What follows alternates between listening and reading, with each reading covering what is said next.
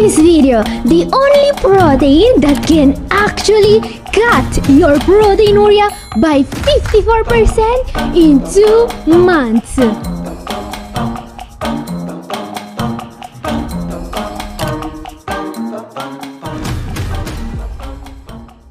Gathered here, I'm a doctor of natural medicine, and if you have been following me here for any amount of time, you should probably know that in order to lower your proteinuria or protein in urine, you need to cut protein from your diet.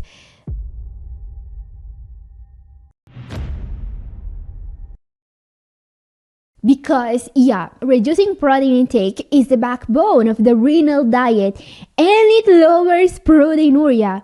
However, there is a new study that will change the way we will look at protein forever.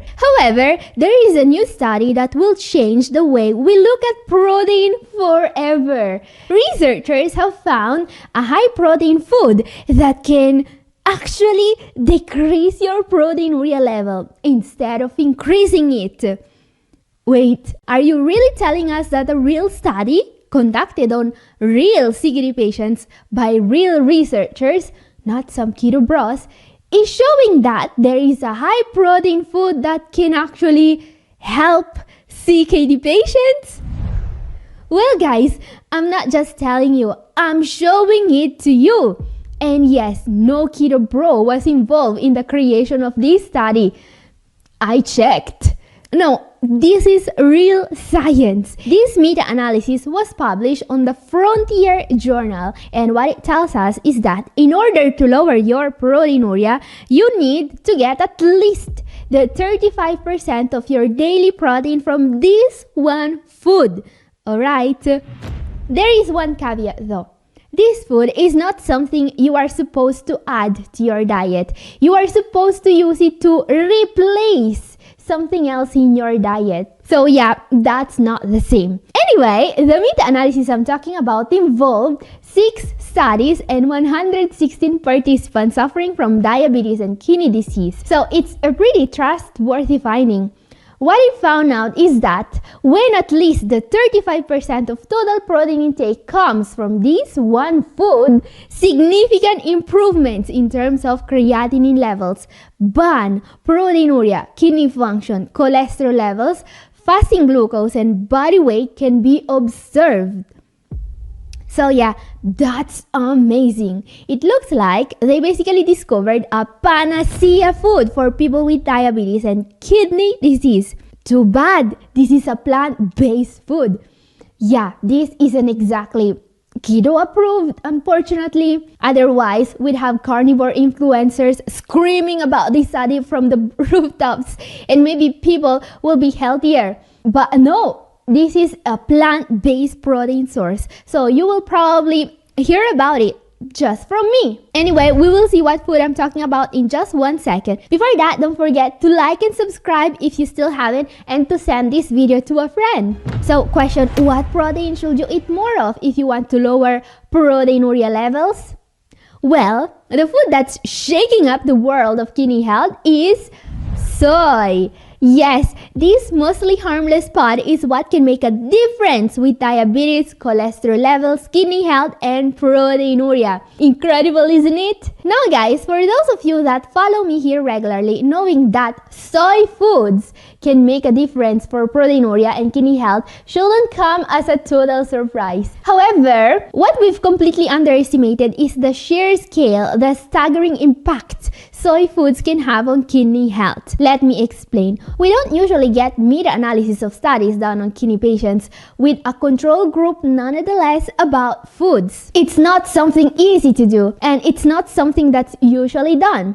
But now, we have these, and we can say for sure that these foods are a lot more beneficial than we previously thought, and we should really focus on making sure more CKD patients are eating them. But why soy foods in particular and not any other protein source? What's so special about soy foods? Well, to answer that, let's take a look at soybeans. Soybeans are the unprocessed form of soy, alright? The basic whole bean from which all the various soy products are derived. And they do have tons of health benefits. First of all, soybeans have all the properties of other legumes. All legumes are rich in iron, fiber, B vitamins, magnesium, and they also boast anti-inflammatory benefits. So yeah, they protect gut health, heart health, and kidney health, of course. And they also help with diabetes, despite not being keto approved. Anyway, any legume can do that, even your humble white bean or your string bean. Then, what's so special about soybeans in particular, you ask? Well, there is one thing that sets soybeans apart from all other beans and legumes. There is one reason why all the studies are being made on soybeans and not on white beans, for example, or other legumes. The reason is the amino acid profile of soybeans. Amino acid profile? What's that, you ask? Well, if you'd ask a carnivore influencer why animal protein is good for you, but plant protein is somehow bad, they will tell you that animal protein is better because it has all the amino acids, okay? Here's an example of what they say about this. If you're eating a piece of steak, how many of those 20 amino acids are in there? Are they virtually all in there?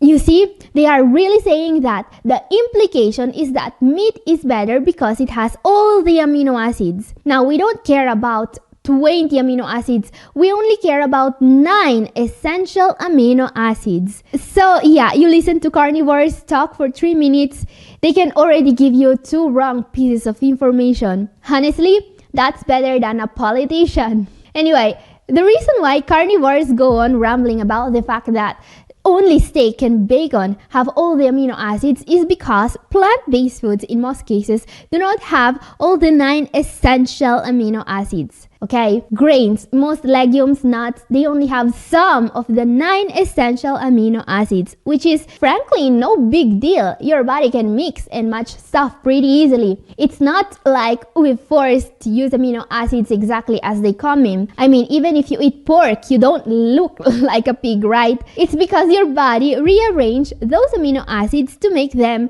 yours. Same with plant foods. Your body gets some amino acids from lentils, some from bread, some from walnuts. It puts everything together and it forms the amino acids it needs to repair your skin, your muscles, your organ tissues. So, while you can get all the essential amino acids just from red meat, for example, you will need at least a couple of different plant-based food groups to achieve the same result, alright? There is one very noticeable exception to this rule though. Yeah, soy foods. Soy foods have all the 9 essential amino acids and in very good proportions. Heck, they also have the other 11 amino acids those carnivores were talking about. But why do we care about this, you ask? Well, because soy foods are one of the very few plant-based sources of protein that is also a complete protein, alright? Which means that eating soy foods will cause way fewer waste products than any other plant-based food. You are not going to have amino acids in your system that the body cannot use, but that are still causing the production of uremic toxins. And that's great. A clean, complete protein with no acid, very little phosphorus, plenty of fiber. Amazing! So in short, soy-based foods have several benefits, one of which is being a complete protein while still being plant-based. And that's great, no more need for meat or eggs in your diet at all. So now the question is, soybeans, tofu, tempeh, what are the healthiest soy foods? Well, one of the best choices is, of course, soybeans or edamame, the least processed forms of soy. These are rich in antioxidants called isoflavones that are responsible for many of the health benefits of soy.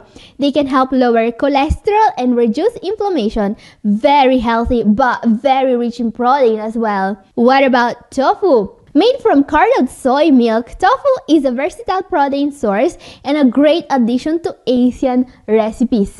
Now, tempeh is a different soy preparation that offers an added benefit. It's fermented, which means it's also a source of healthy probiotics, great for gut health, which is in turn super important for kidney health.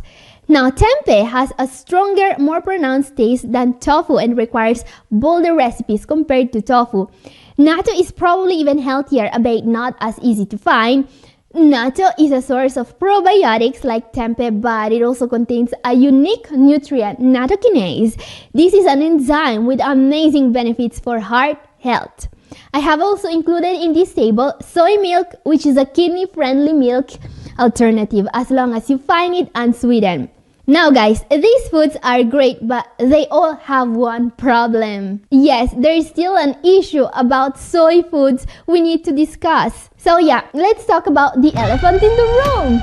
As we have seen, CKD patients who replace their animal-based protein with minimally processed soy products have been observed lowering their creatinine and proteinuria levels. However, this paper says replace, not added. It's not the same. Look, here's the issue. Despite what keto influencers say, you don't need more protein to be healthier. If you have CKD or even just proteinuria, you need less protein. You need less protein to fight diabetes. You need less protein to keep your muscle mass. You need less protein to avoid ending up in dialysis. This is confirmed by several studies, alright? Let me tell you a secret. This is why I usually don't tell people to limit protein. I tell them to cut protein. In fact, most patients have a very hard time keeping their protein intake below the recommended maximum of 0.6 grams per kilogram of ideal body weight a day, and this causes all other interventions to fail. Even if you keep your blood pressure normal, even if your diabetes is under control, CKD is still going to progress if you eat too much protein. So yeah, here's the elephant in the room when it comes to soy. You can't just add it to your diet. You need to use it to replace other less healthy protein sources. Question: how to include these foods in your diet safely? So, how do you include soy foods in your diet safely without accidentally overloading on protein? Well, here are 4 easy tips to follow, and trust me, they make all the difference. First of all, drop the animal proteins. If you're still eating meat, eggs, or fish, it's time to replace nut stack. Soy is not an addition to your diet. It's a healthier swap. Second, start removing legumes as well. Yes, even the good old legumes, lentils, chickpeas, white beans, they are a protein source. If you are bringing in soy, think of it as your main protein source. There is no need to double up. Remember, legumes are the Highlanders of your pantry. There can be only one. Third, low protein staples, guys. If you're eating bread, opt for low protein bread. If you love pasta, go for low protein varieties. This is a simple but crucial shift that keeps your total daily protein where it needs to be. Fourth, maybe the most important tip. This one's the game changer. Use a free app to log your food. It'll show you exactly where your hidden protein is sneaking in. Alright? You can't adjust what you're not measuring, and this gives you laser focus on what to cut or swap. And yeah, these 4 steps are the foundation for a kidney protective diet that actually works. But here's the thing, I know this can sound overwhelming. The good news is that you don't have to figure it all out by yourself. Yes, I can help. I offer one-on-one consultations, fully personalized, science-backed, and built around you, your labs, your medications, your stage of CKD, your daily life. Together, we'll create a plan that covers your diet, the right treatments, and the right supplements. The goal, to help you avoid common kidney-damaging mistakes and put you on the path to better health. If you're ready to take control, send me an email at catherine@newhopefordkidneypatients.com or click the link in the description. Let's make sure you're giving your kidneys the absolute best shot. Okay guys, let's go back to soy because there is one question I always get about it. Question, is soy going to cause hormonal imbalances? Now guys, one thing absolutely worth talking about when it comes to soy foods is the misinformation about it. Soy is the kind of food that completely disrupts the mental gymnastics keto bros perform daily, right? So of course, you hear lots of lies about it. So let's debunk what's probably the biggest myth about soy. Here is a comment about it I got a while ago that explains very well what I'm talking about. I'll read it to you. Soy can be a terrible choice for older persons. As men age, testosterone declines. They have hormonal imbalance problems because the testosterone to estrogen rush worsens. So this person is worried about their testosterone levels and he thinks that soy can make things worse. But is that true? Well, we know that soy contains phytoestrogens that are plant compounds similar to the human hormone estrogen. So, are you going to become full of estrogens if you eat tofu? Well, you see, phytoestrogen and estrogen are not the same, alright? Science says that there is actually no correlation between the amount of phytoestrogens you eat and the estrogen levels in your body. Yeah, all that stuff about soy messing up male hormones is just misinformation. Actually, it's true that some foods can cause estrogen in men to be high, but those are rarely plant-based, healthy foods. You see, men that have too high estrogen levels are usually those that are obese.